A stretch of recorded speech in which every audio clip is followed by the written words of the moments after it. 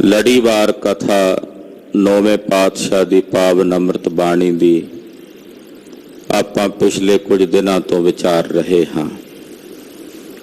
ਬਸੰਤ ਰਾਗ ਵਿੱਚ ਨੌਵੇਂ ਪਾਤਸ਼ਾਹ ਦੇ ਪਾਵਨ ਸ਼ਬਦਾਂ ਦੀ ਕਥਾ ਚੱਲ ਰਹੀ ਹੈ।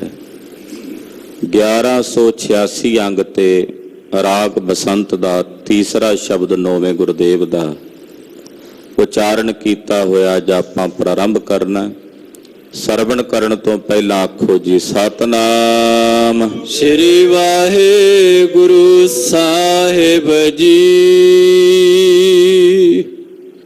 ਬਸੰਤ ਮਹੱਲਾ ਨਵਾਂ। ਮਾਈ ਮੈਂ ਤਨ ਪਾਇਓ ਹਰ ਨਾਮ। ਬਸੰਤ ਰਾਗ ਹੈ ਔਰ ਮਹੱਲਾ ਨਾਵਾਂ ਨੌਵੇਂ ਪਾਤਸ਼ਾਹ ਜਗਤ ਗੁਰੂ ਸ੍ਰੀ ਗੁਰੂ ਤੇਗ ਬਹਾਦਰ ਸਾਹਿਬ ਜੀ ਦੇ ਉਚਾਰਨ ਕੀਤੇ ਹੋਏ ਅੰਮ੍ਰਿਤ ਬਚਨ ਹਨ। ਮਾਈ ਮੈਂ ਧਨ ਪਾਇਓ ਹਰ ਨਾਮ। ਮੈਂ ਹਰੀ ਦੇ ਨਾਮ ਦਾ ਧਨ ਹੈ ਮਾਈ ਪ੍ਰਾਪਤ ਕਰ ਲਿਆ। ਮੈਨੂੰ ਨਾਮ ਧਨ ਦਾ ਖਜ਼ਾਨਾ ਪ੍ਰਾਪਤ ਹੋ ਗਿਆ। ਗੁਰੂ ਕੋਲੋਂ ਮਿਲਦਾ ਨਾ ਇਹ ਨਾਮ ਧਨ, ਤਾਂ ਸਾਹਿਬ ਕਹਿੰਦੇ ਹਰੀ ਦਾ ਇਹ ਨਾਮ ਧਨ ਮੈਂ ਪ੍ਰਾਪਤ ਕਰ ਲਿਆ ਹੈ। ਇਸ ਨਾਮ ਧਨ ਨੂੰ ਪ੍ਰਾਪਤ ਕਰਨ ਦਾ ਫਲ ਕੀ ਮਿਲਿਆ? ਆਖੋ ਸਤਨਾਮ ਸ੍ਰੀ ਵਾਹਿਗੁਰੂ। ਇਸ ਧਨ ਦੀ ਬਰਕਤ ਵੇਖੋ ਕੀ ਹੈ। ਜਦੋਂ ਨਾਮ ਧਨ ਪ੍ਰਾਪਤ ਕੀਤਾ ਤੇ ਇਹਦੀ ਬਰਕਤ ਕੀ ਹੈ? ਹਾਂਜੀ, ਮਨ ਮੇਰੋ ਧਾਵਨ ਤੇ ਛੁਟਿਓ ਘਰ ਬੈਠੋ ਬਿਸਰਾਮ। ਕਹਿੰਦੇ ਨਾਮ ਧਨ ਜਦੋਂ ਪ੍ਰਾਪਤ ਕੀਤਾ, ਇਸ ਨਾਮ ਧਨ ਦੀ ਬਰਕਤ ਵੇਖੋ ਕਿ ਮੇਰਾ ਮਨ ਭਜਣ ਨੱਠਣ ਤੋਂ ਰਹਿਤ ਹੋ ਗਿਆ। ਘਰ ਬੈਠੋ ਬਿਸਰਾਮ, ਕਹਿੰਦੇ ਬਹਿ ਗਿਆ ਐਨ ਟਿਕ ਕੇ ਵਿਸ਼ਰਾਮ ਵਿੱਚ ਬਹਿ ਗਿਆ ਵੀ ਹੁਣ ਨਹੀਂ ਕਿਤੇ ਭੱਜਣਾ, ਮਿਲ ਗਿਆ ਨਾਮ ਧਨ। ਦੁਨਿਆਵੀ ਧਨ ਪ੍ਰਾਪਤ ਕੀਤਾ ਹੋਵੇ ਮਨ ਚੰਚਲ ਹੁੰਦਾ, ਨਾਮ ਧਨ ਦੀ ਪ੍ਰਾਪਤੀ ਹੋਈ ਤਾਂ ਮਨ ਟਿਕ ਗਿਆ। ਇਹ ਮਨ ਇਕਾਗਰ ਹੋ ਗਿਆ, ਮੇਰਾ ਮਨ ਭੱਜਣ ਤੋਂ ਛੁੱਟ ਕੇ ਰਹਿਤ ਹੋ ਗਿਆ। ਕਰ ਬੈਠੋ ਵਿਸਰਾਮ, ਐਨ ਟਿਕਾਣਾ ਬਣਾ ਕੇ ਨਾ ਆਪਣੇ ਵਿਸ਼ਰਾਮ ਦਾ ਇਹ ਬਹਿ ਗਿਆ, ਹੁਣ ਇਕਾਗਰ ਹੋ ਗਿਆ। ਰਹਾਓ ਮਾਇਆ ਮਮਤਾ ਤਨ ਤੇ ਭਾਗੀ, ਉਪਜਿਓ ਨਿਰਮਲ ਗਿਆਨ। ਜਦੋਂ ਨਾਮ ਧਨ ਦੀ ਪ੍ਰਾਪਤੀ ਹੋਈ, ਇਹਦੀ ਬਰਕਤ ਇਹ ਵੀ ਸੁਣੋ, ਕੱਲਾ ਮਨ ਹੀ ਨਹੀਂ ਟਿਕਿਆ। ਕਹਿੰਦੇ ਜਿਹੜੀ ਮਾਇਆ ਦੀ ਮਮਤਾ ਸੀ ਇਸ ਤਨ ਵਿੱਚ ਉਹ ਵੀ ਨੱਠ ਗਈ। ਮਾਇਆ ਮਮਤਾ ਤਨ ਤੇ ਭਾਗੀ, ਇਸ ਤਨ ਤੋਂ ਮਾਇਆ ਦੀ ਮਮਤਾ ਭੱਜ ਗਈ। ਇੱਥੇ ਹੀ ਬਸ ਨਹੀਂ ਉਪਜਿਓ ਨਿਰਮਲ ਗਿਆਨ। ਇਸ ਨਾਮ ਧਨ ਦੀ ਬਰਕਤ ਸਦਕਾ ਹਿਰਦੇ 'ਚ ਨਿਰਮਲ ਗਿਆਨ ਉਤਪੰਨ ਹੋਇਆ। ਨਿਰਮਲ ਗਿਆਨ ਦੀ ਉਤਪਤੀ ਹੋ ਗਈ। ਇਹ ਨਾਮ ਦੀ ਕਮਾਈ ਦੱਸਦੇ ਆ, ਇਹ ਨਾਮ ਦੀ ਬਰਕਤ ਹੈ ਜਿਸ ਨੂੰ ਪ੍ਰਾਪਤ ਕਰਕੇ ਮਾਇਆ ਦੀ ਮਮਤਾ ਇਸ ਤਨ ਤੋਂ ਭੱਜ ਗਈ ਔਰ ਹਿਰਦੇ ਵਿੱਚ ਨਿਰਮਲ ਗਿਆਨ ਉਪਜਾਇਆ। ਲੋਭ ਮੋਹ ਇਹ ਪਰਸ ਨਾ ਸਕੈ, ਗਹੀ ਭਗਤ ਭਗਵਾਨ। ਹੁਣ ਮੈਂ ਭਗਵਾਨ ਦੀ ਭਗਤੀ ਨੂੰ ਗ੍ਰਹਿਣ ਕਰ ਲਿਆ, ਜਿਸ ਕਰਕੇ ਲੋਭ ਮੋਹ ਕਾਮ ਕ੍ਰੋਧ ਆਦਿਕ ਜਿਹੜੇ ਵਿਕਾਰ ਨੇ ਉਹ ਮੈਨੂੰ ਛੂ ਵੀ ਨਹੀਂ ਸਕਦੇ, ਪਰਸ ਵੀ ਨਹੀਂ ਸਕਦੇ। ਮੈਂ ਭਗਵਾਨ ਦੀ ਭਗਤੀ ਨੂੰ ਗ੍ਰਹਿਣ ਕਰ ਲਿਆ। ਗਹੀ ਭਗਤ ਭਗਵਾਨ, ਪਰਮੇਸ਼ਰ ਦੀ ਭਗਤੀ ਨੂੰ ਗ੍ਰਹਿਣ ਕਰ ਲਿਆ, ਜਿਸ ਕਰਕੇ ਹੁਣ ਇਹ ਲੋਭ ਮੋਹ ਆਦਿਕ ਜਿਹੜੇ ਵਿਕਾਰ ਹਨ ਇਹ ਮੈਨੂੰ ਪਰਸ ਨਹੀਂ ਸਕਦੇ, ਛੂ ਵੀ ਨਹੀਂ ਸਕਦੇ। ਜਨਮ ਜਨਮ ਕਾ ਸੰਸਾਰ ਚੁਕਾ, ਰਤਨ ਨਾਮ ਜਬ ਪਾਇਆ। ਮੇਰੇ ਜਨਮਾਂ ਜਨਮਾਂ ਦਾ ਸੰਸਾ ਚੁੱਕ ਗਿਆ। ਜਿਹੜਾ ਮੇਰਾ ਕਈ ਜਨਮਾਂ ਦਾ ਭਰਮ ਨਿਵ੍ਰਿਤ ਨਹੀਂ ਸੀ ਹੁੰਦਾ, ਸੰਸਾ ਦੂਰ ਨਹੀਂ ਸੀ ਹੁੰਦਾ, ਉਹ ਸੰਸਾ ਜਨਮਾਂ ਜਨਮਾਂ ਦਾ ਦੂਰ ਹੋ ਗਿਆ। ਕਦੋਂ? ਜਦੋਂ ਨਾਮ ਰੂਪੀ ਰਤਨ ਮੈਨੂੰ ਪ੍ਰਾਪਤ ਹੋਇਆ। ਮਾਈ ਮੈਂ ਧਨ ਪਾਇਓ ਹਰ ਨਾਮ, ਮਾਈ ਮੈਂ ਧਨ ਪਾਇਓ ਹਰ ਨਾਮ ਮਾਈ ਮੈਂ ਤਨ ਪਾਇਓ ਹਰ ਨਾਮ, ਮਾਈ ਮੈਂ ਤਨ ਪਾਇਓ ਹਰ ਨਾਮ। ਮਾਈ ਮੈਂ ਧਨ ਪਾਇਓ ਹਰ ਨਾਮ, ਮਾਈ ਮੈਂ ਧਨ ਪਾਇਓ ਹਰ ਨਾਮ। ਮਾਈ ਮੈਂ ਤਨ ਪਾਇਓ ਹਰ ਨਾਮ, ਮਾਈ ਮੈਂ ਤਨ ਪਾਇਓ ਹਰ ਨਾਮ। ਇਹ ਹਰੀ ਨਾਮ ਦਾ ਧਨ ਮੈਂ ਪ੍ਰਾਪਤ ਕੀਤਾ, ਜਿਸ ਦੀ ਬਦੌਲਤ ਮੇਰੇ ਹਿਰਦੇ ਵਿੱਚ ਜਿਹੜਾ ਕਈ ਜਨਮਾਂ ਦਾ ਸੰਸਾ ਸੀ, ਉਹ ਸੰਸਾ ਚੁੱਕ ਗਿਆ, ਦੂਰ ਹੋ ਗਿਆ। ਤ੍ਰਿਸ਼ਨਾ ਸਕਲ ਬਿਨਾਸੀ ਮਨ ਤੇ, ਨਿਜ ਸੁਖ ਮਾਹੇ ਸਮਾਇਆ। ਮੇਰੇ ਅੰਦਰ ਜਿਤਨੀ ਤ੍ਰਿਸ਼ਨਾ ਸੀ, ਉਹ ਸਾਰੀ ਤ੍ਰਿਸ਼ਨਾ ਬਿਨਸ ਗਈ। ਕਿਸੇ ਪਦਾਰਥ ਦੀ ਤ੍ਰਿਸ਼ਨਾ ਨਹੀਂ ਰਹੀ, ਮਨ ਚੋਂ ਤ੍ਰਿਸ਼ਨਾ ਬਿਨਸ ਗਈ। ਨਿਜ ਸੁਖ ਮਾਹੇ ਸਮਾਇਆ, ਜਿਹੜਾ ਮੇਰਾ ਆਪਣਾ ਸੁਖ ਸੀ, ਨਿਜ ਸੁਖ, ਉਹਦੇ ਵਿੱਚ ਮੈਂ ਜਾ ਕੇ ਸਮਾ ਗਿਆ। ਨਿਜ ਸੁਖ ਚ ਮੇਰੀ ਜਾ ਕੇ ਸਮਾਈ ਹੋ ਗਈ। ਨਿਜ ਸੁਖ ਜੋ ਸਾਡਾ ਆਪਣਾ ਹੈ। ਦੁਨੀਆ ਦਾ ਹਰ ਸੁੱਖ ਅਸੀਂ ਬਾਹਰੋਂ ਲੱਭਦੇ ਹਾਂ, ਬਾਹਰੋਂ ਪਾਲਦੇ ਹਾਂ, ਔਰ ਉਸ ਸੁੱਖ ਦੇ ਅਧੀਨ ਹੋ ਜਾਂਦੇ ਹਾਂ। ਜਿਹੜੇ ਸੁੱਖ ਦੇ ਅਧੀਨ ਅਸੀਂ ਹੋ ਜਾਈਏ, ਫਿਰ ਅਸੀਂ ਤਾਂ ਉਹਦੇ ਗੁਲਾਮ ਹੋ ਗਏ। ਉਹਨਾਂ ਸੁੱਖਾਂ ਦੇ ਅਸੀਂ ਗੁਲਾਮ ਹੋ ਗਏ ਨਾ, ਉਹ ਤਾਂ ਸਾਡੇ, ਅਸੀਂ ਆਦੀ ਬਣ ਗਏ ਉਹਨਾਂ ਦੇ। ਤੇ ਜਿਸ ਦੇ ਅਸੀਂ ਗੁਲਾਮ ਹੋ ਗਏ ਸੁੱਖ ਦੇ, ਤੇ ਕਦੇ ਦੱਸੋ ਵੀ ਅਧੀਨਗੀ ਵਿੱਚ ਗੁਲਾਮੀ 'ਚ ਸੁੱਖ ਹੈ? ਦੁਨੀਆ ਦਾ ਕੋਈ ਪਦਾਰਥ ਹੈ ਜਿਹਦੇ ਸੁੱਖ ਨੂੰ ਅਸੀਂ ਸੁੱਖ ਮੰਨ ਕੇ ਉਹਦੀ ਅਧੀਨਗੀ ਮੰਨ ਲਈ, ਉਹਦੇ ਬਿਨਾਂ ਨਹੀਂ ਰਹਿ ਸਕਦੇ, ਅਸੀਂ ਤਾਂ ਗੁਲਾਮ ਹੋ ਗਏ, ਉਹਦੇ ਬਿਨਾਂ ਨਹੀਂ ਰਹਿ ਸਕਾਂਗੇ। ਇਸ ਕਰਕੇ ਉਹ ਸਾਰੇ ਸੁੱਖ ਬਗਾਨੇ ਸੁੱਖ ਨੇ ਜਿਨ੍ਹਾਂ ਦੀ ਅਧੀਨਗੀ ਮੰਨ। ਇੱਕ ਸਾਡਾ ਆਪਣਾ ਸੁੱਖ ਹੈ, ਉਹ ਸੁੱਖ ਨੂੰ ਅਸੀਂ ਆਪਣੇ ਅਧੀਨ ਕਰ ਲੈਣਾ, ਅਸੀਂ ਉਹਦੇ ਅਧੀਨ ਨਹੀਂ ਹੋਣਾ। ਜਿਹੜਾ ਸੁੱਖ ਸਾਡੇ ਅਧੀਨ ਹੋਵੇ, ਉਸ ਸੁੱਖ ਨੂੰ ਆਪਣੇ ਨਿਜਾਪੇ ਦਾ ਸੁੱਖ ਕਹਿੰਦੇ ਆ। ਤੋ ਮੇਰੇ ਸਾਹਿਬ ਕਹਿੰਦੇ, ਮੈਂ ਐਸਾ ਸੁੱਖ ਪ੍ਰਾਪਤ ਕਰ ਲਿਆ, ਨਿਜ ਸੁਖ ਮਾਹੇ ਸਮਾਇਆ। ਮੈਂ ਆਪਣੇ ਨਿਜ ਸੁਖ ਦੇ ਵਿੱਚ ਜਾ ਕੇ ਸਮਾ ਗਿਆ ਹਾਂ। ਜਾ ਕੋ ਹੋਤ ਦਇਆਲ ਕਿਰਪਾ ਨਿਧ, ਸੋ ਗੋਬਿੰਦ ਗੁਣ ਗਾਵੈ। ਜਿਸ ਤੇ ਕਿਰਪਾ ਨਿਧ ਵਾਹਿਗੁਰੂ ਪਾਰ ਬ੍ਰਹਮ ਪਰਮੇਸ਼ਰ ਦਇਆਲ ਹੁੰਦਾ ਹੈ, ਉਸ ਗੋਬਿੰਦ ਦੇ ਨਿਰੰਕਾਰ ਦੇ ਵਾਹਿਗੁਰੂ ਦੇ ਪਰਮੇਸ਼ਰ ਦੇ ਗੁਣਾਂ ਨੂੰ ਗਾਇਨ ਕਰਦਾ। ਜਿਸ ਤੇ ਵੀ ਉਹ ਕਿਰਪਾਲ ਹੁੰਦਾ, ਜਿਸ ਤੇ ਵੀ ਉਹ ਦਇਆ ਕਰਦਾ, ਉਹੀ ਉਸ ਗੋਬਿੰਦ ਅਕਾਲ ਪੁਰਖ ਪਰਮੇਸ਼ਰ ਦੇ ਗੁਣਾਂ ਨੂੰ ਗਾਉਂਦਾ ਹੈ। ਕਹੋ ਨਾਨਕ ਇਹ ਬਿਦ ਕੀ ਸੰਪੈ, ਕੋ ਗੁਰਮੁਖ ਪਾਵੈ। ਧੰਨ ਗੁਰੂ ਤੇਗ ਬਹਾਦਰ ਸਾਹਿਬ ਸੱਚੇ ਪਾਤਸ਼ਾਹ ਕਹਿੰਦੇ, ਇਸ ਪ੍ਰਕਾਰ ਦੀ ਜਿਹੜੀ ਸੰਪਦਾ ਹੈ, ਇਸ ਤਰ੍ਹਾਂ ਦੀ ਜਿਹੜੀ ਵਿਭੂਤੀ ਹੈ, ਕੋਈ ਵਿਰਲਾ ਗੁਰੂ ਦੇ ਮੁਖ ਦੁਆਰਾ ਪ੍ਰਾਪਤ ਕਰਦਾ ਹੈ। ਕੋਈ ਵਿਰਲਾ ਇਸ ਸੰਪਦਾ ਨੂੰ, ਇਸ ਵਿਭੂਤੀ ਨੂੰ ਗੁਰੂ ਦੇ ਮੁਖ ਦੁਆਰਾ ਹਾਸਲ ਕਰਦਾ ਹੈ। ਬਸੰਤ ਮਹੱਲਾ ਨਾਵਾਂ। ਰਾਗ ਬਸੰਤ ਵਿੱਚ 9ਵੇਂ ਪਾਤਸ਼ਾਹ ਬਚਨ ਉਚਾਰਦੇ ਹਨ। ਮਨ ਕਹਾਂ ਵਿਸਾਰਿਓ RAM ਨਾਮ। ਏ ਮੇਰਿਆ ਮਨਾ, ਕਿੱਥੇ ਤੂੰ RAM ਨਾਮ ਨੂੰ ਵਿਸਾਰੀ ਬੈਠਾ? ਅਸੀਂ ਆਪਣੇ ਨਿਜ ਮਨ ਨੂੰ ਸੰਬੋਧਨ ਕਰਦਿਆਂ ਉਪਦੇਸ਼ ਦੇਣਾ। ਇਹ ਉਪਦੇਸ਼ ਸ੍ਰੀ ਗੁਰੂ ਤੇਗ ਬਹਾਦਰ ਸਾਹਿਬ ਸਾਡਿਆਂ ਮਨਾਂ ਨੂੰ ਦੇ ਰਹੇ ਨੇ, ਜਿੰਨੇ ਆਪਾਂ ਬੈਠੇ ਵਿਚਾਰ ਰਹੇ। ਹੇ ਮੇਰਿਆ ਮਨਾ, ਤੂੰ ਕਿੱਥੇ RAM ਨਾਮ ਨੂੰ ਆਪਣੇ ਹਿਰਦੇ ਚੋਂ ਕਿਉਂ ਵਿਸਾਰੀ ਬੈਠਾ? ਤਨ ਬਿਨਸੈ ਜਮ ਸਿਓ ਪਰ ਕਾਮ।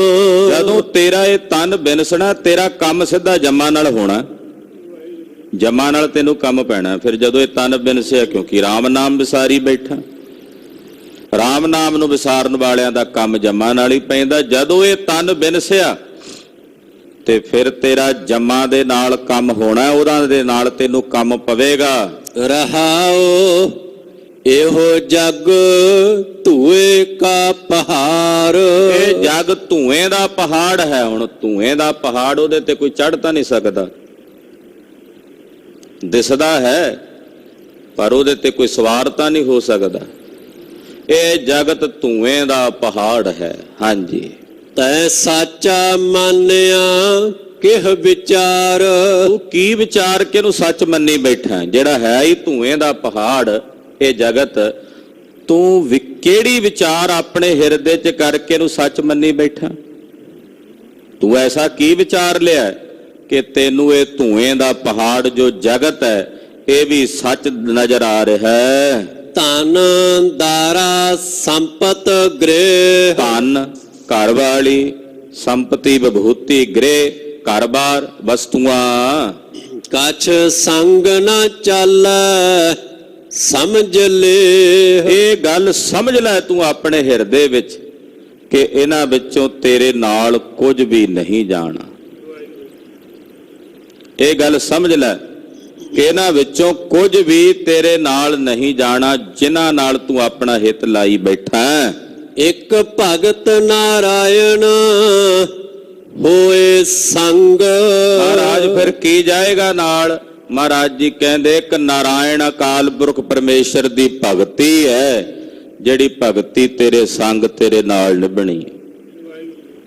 ਇੱਕ ਨਿਰੰਕਾਰ ਅਕਾਲ ਪੁਰਖ ਦੀ ਭਗਤੀ ਹੈ ਜੋ ਤੇਰੇ ਨਾਲ ਹੋ ਕੇ ਨਿਭੇਗੀ। ਕਹੋ ਨਾਨਕ ਭਜ ਤਿਹ ਏਕ ਰੰਗ।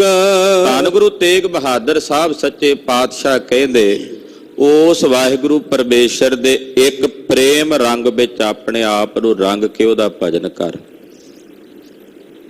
ਕਹੋ ਨਾਨਕ ਭਜ ਤਿਹ ਏਕ ਰੰਗ, ਉਹਨੂੰ ਭਜ ਇੱਕ ਰੰਗ ਵਿੱਚ, ਯਾਨੀ ਕਿ ਪ੍ਰੇਮ ਦੇ ਰੰਗ ਵਿੱਚ। ਇੱਕ ਰੰਗ ਦਾ ਮਤਲਬ ਇਕਾਗਰ ਹੋ ਕੇ। ਜਦੋਂ ਤੇਰੇ ਮਨ ਵਿੱਚ ਹੋਰ ਕੋਈ ਰੰਗ ਤੇਰੀ ਸਿਮਰਤੀ ਵਿੱਚ ਨਾ ਰਹੇ, ਇੱਕ ਪਰਮੇਸ਼ਰ ਦੀ ਭਗਤੀ ਦਾ ਰੰਗ, ਉਹਦੇ ਵਿੱਚ ਰੰਗ ਕੇ ਪਰਮੇਸ਼ਰ ਦਾ ਭਜਨ ਕਰ। ਬਸੰਤ ਮਹੱਲਾ ਨਾਵਾਂ ਕਹਾਂ ਭੁੱਲਿਓ ਰੇ ਝੂਠੇ ਲੋਭ ਲਾਗ।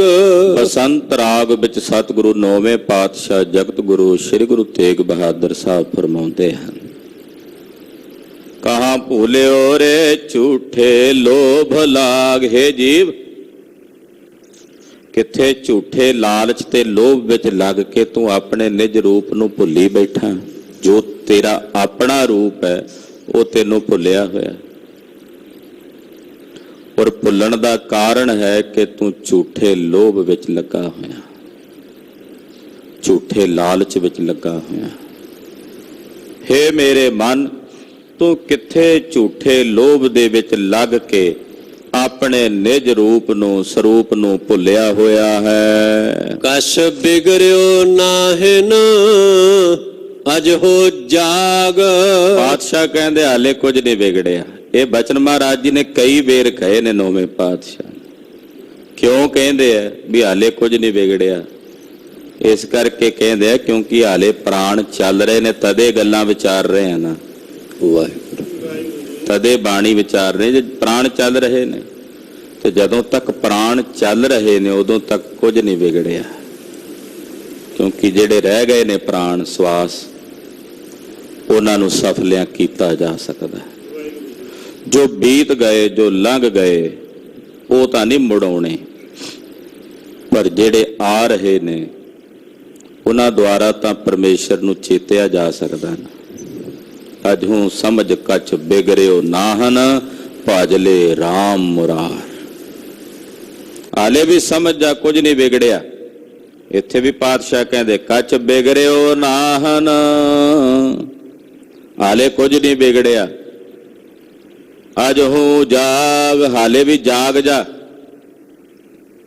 ਸੁੱਤਿਆਂ ਜ਼ਿੰਦਗੀ ਬਤੀਤ ਕਰ ਦਿੱਤੀ ਆ ਗਫਲਤ ਦੀ ਨੀਂਦ ਵਿੱਚ, ਹਾਲੇ ਵੀ ਕੁਝ ਨਹੀਂ ਵਿਗੜਿਆ। ਜਾਗ। ਪਰਮਾਰਥਕ ਤੌਰ ਤੇ, ਅਧਿਆਤਮਿਕ ਤੌਰ ਤੇ ਵੀ ਮੇਰੇ ਪਾਤਸ਼ਾਹ ਦੀ ਇਹ ਪੰਕਤੀ ਸਾਡੀ ਅਗਵਾਈ ਕਰਦੀ ਹੈ, ਕਿਉਂਕਿ ਗੁਰਬਾਣੀ ਹੈ ਹੀ ਅਧਿਆਤਮਿਕ। ਪਰ ਜੇ ਸਮਾਜਿਕ ਤੌਰ ਤੇ ਵੇਖੀਏ ਤੇ ਸਮਾਜਿਕ ਤੌਰ ਤੇ ਵੀ ਮੇਰੇ ਸਾਹਿਬ ਦੀ ਇਹ ਪੰਕਤੀ ਸਾਨੂੰ ਸੁਚੇਤ ਕਰਦੀ ਹੈ। ਬਹੁਤ ਕੁਝ ਅਸੀਂ ਸੁੱਤੇ ਪਿਆਂ ਵੇਖ ਰਹੇ ਹਾਂ, ਕਿਤੇ ਆਵਾਜ਼ ਬੁਲੰਦ ਕਰਨ ਦਾ ਯਤਨ ਨਹੀਂ ਕਰਦੇ, ਕਿਤੇ ਗਲਤ ਹੋ ਰਿਹਾ, ਕਿਤੇ ਕੋਈ ਕਮੀ ਹੈ। ਬਾਹਰੀ ਸਮਾਜਿਕ ਤੌਰ ਤੇ ਵੀ ਇਹ ਪੰਕਤੀ ਅਗਵਾਈ ਕਰਦੀ, ਸਮਾਜ ਨੂੰ ਕਹਿੰਦੀ ਹੈ ਜਾਗ, ਹਾਲੇ ਕੁਝ ਨਹੀਂ ਵਿਗੜਿਆ, ਹਾਲੇ ਵੀ ਤੂੰ ਆਪਣੀਆਂ ਨਸਲਾਂ ਨੂੰ ਬਚਾਉਣ ਦਾ ਯਤਨ ਕਰ ਸਕਦਾ। ਅਧਿਆਤਮਿਕ ਰੂਪ ਵਿੱਚ ਤਾਂ ਅਰਥ ਉਹੀ ਹੈ ਕਿ ਜਾਗ, ਜਿਹੜਾ ਸਮਾਂ ਲੰਘ ਗਿਆ ਉਹ ਤਾਂ ਨਹੀਂ ਹੁਣ ਆ ਸਕਦਾ ਮੁੜ, ਪਰ ਜਿਹੜਾ ਆ ਰਿਹਾ ਉਸ ਨੂੰ ਸਫਲਿਆਂ ਕਰਨ ਦਾ ਯਤਨ ਕਰ। ਹਾਲੇ ਵਿਗੜਿਆ ਨਹੀਂ ਕੁਝ, ਕਿਉਂਕਿ ਸਵਾਸ ਚੱਲ ਰਹੇ ਨੇ। ਹਾਂਜੀ। ਰਹਾਓ ਸਮ ਸੁਪਨਾ ਕੈ ਇਹੋ ਜਗ ਜਾਨ। ਸੁਪਨੇ ਦੇ ਸਮਾਨ ਇਸ ਜਗਤ ਨੂੰ ਜਾਣ, ਮਹਾਰਾਜ ਜੀ ਕਹਿੰਦੇ। ਇਹ ਜਗਤ ਨੂੰ ਸੁਪਨੇ ਦੇ ਮਾਨਿੰਦ ਜਾਣ ਹੈ ਹੀ ਸੁਪਨਾ। ਅਵਿਦਿਆ ਦੀ ਨੀਂਦ 'ਚ ਵੇਖ ਰਹੇ ਹਾਂ, ਅਵਿਦਿਆ ਦੀ ਨੀਂਦ ਵਿੱਚ, ਅਗਿਆਨਤਾ ਦੀ ਨੀਂਦ ਵਿੱਚ ਪਏ ਹੋਏ ਇਸ ਜਗਤ ਨੂੰ ਸੁਪਨੇ ਦੇ ਸਮਾਨ ਵੇਖ ਰਹੇ, ਹੈ ਹੀ ਸੁਪਨਾ। ਪਾਤਸ਼ਾਹ ਕਹਿੰਦੇ ਇਸ ਨੂੰ ਸੁਪਨੇ ਦੇ ਸਮਾਨ ਜਾਣ, ਇਹ ਹੈ ਹੀ ਸੁਪਨਾ।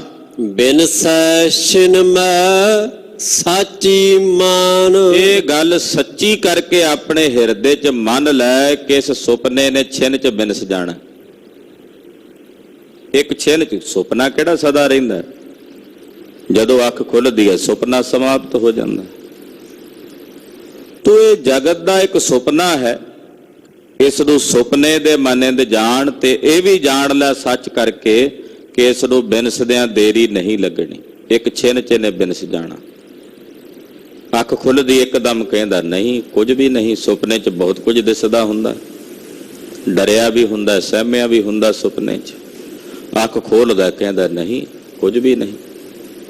ਜਦੋਂ ਅੱਖ ਖੁੱਲਦੀ ਹੈ ਨਾਲ ਹੀ ਸੁਪਨਾ ਸਮਾਪਤ ਹੈ। ਤੋ ਇਹ ਜਗਤ ਵੀ ਇੱਕ ਛਿਨ ਦੇ ਵਿੱਚ ਬਿਨਸਣ ਵਾਲਾ ਹੈ।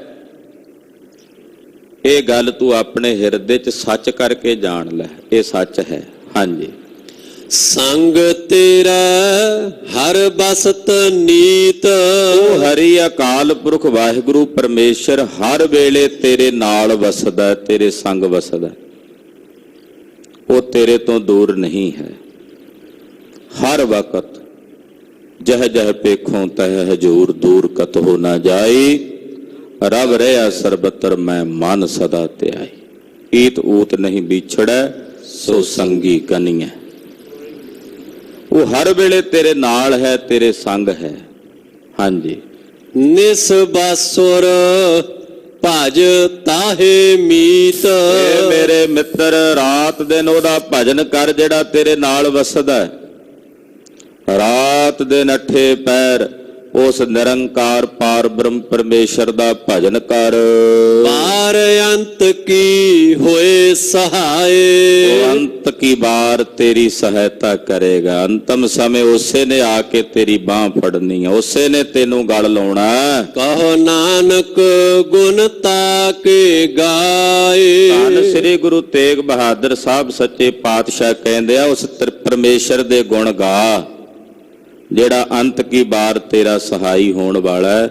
ਉਸ ਅਕਾਲ ਪੁਰਖ ਵਾਹਿਗੁਰੂ ਨਿਰੰਕਾਰ ਪਾਰ ਬ੍ਰਹਮ ਪਰਮੇਸ਼ਰ ਦੇ ਗੁਣਾਂ ਨੂੰ ਗਾਇਨ ਕਰ। ਸਤਿਗੁਰੂ ਜੀ ਕਿਰਪਾ ਕਰਨ, ਸਾਹਿਬ ਦੀ ਅੰਮ੍ਰਿਤਮਈ ਗੁਰਬਾਣੀ ਸਾਡੇ ਹਿਰਦਿਆਂ 'ਚ ਵਸੇ। ਗੁਰੂ ਕੀ ਬਾਣੀ ਅਗਾਧ ਬੋਧ ਹੈ, ਵਿਚਾਰਦਿਆਂ ਹੋਈਆਂ ਭੁੱਲਾਂ ਚੁੱਕਾਂ ਦੀ ਖਿਮਾ। ਰਾਗ ਬਸੰਤ ਦੇ ਉਚਾਰਨ ਕੀਤੇ ਹੋਏ ਸਤਿਗੁਰੂ ਨੌਵੇਂ ਪਾਤਸ਼ਾਹ ਦੇ ਪਾਵਨ ਸ਼ਬਦ ਸਮਾਪਤ ਹੋਏ ਨੇ। ਅੱਗੇ ਰਾਗ ਸਾਰੰਗ ਦੇ ਪਵਿੱਤਰ ਸ਼ਬਦ ਆਰੰਭ ਹੋਣਗੇ। ਗੁਰੂ ਸਾਹਿਬ ਜੀ ਦੀ ਪਾਵਨ ਬਾਣੀ ਹੈ। ਗੁਰੂ ਚਰਨਾਂ ਵਿੱਚ ਅਰਦਾਸ ਹੈ ਕਿ ਸਤਿਗੁਰੂ ਜੀ ਵਿਚਾਰਨ ਦੀ ਸਤਿਬੁੱਧੀ ਪ੍ਰਦਾਨ ਕਰਨ। ਵਾਹਿਗੁਰੂ ਵਾਹਿਗੁਰੂ ਵਾਹਿਗੁਰੂ ਵਾਹਿਗੁਰੂ ਵਾਹਿਗੁਰੂ ਵਾਹਿਗੁਰੂ ਵਾਹਿਗੁਰੂ ਵਾਹਿਗੁਰੂ ਵਾਹਿਗੁਰੂ ਵਾਹਿਗੁਰੂ ਵਾਹਿਗੁਰੂ ਵਾਹਿਗੁਰੂ।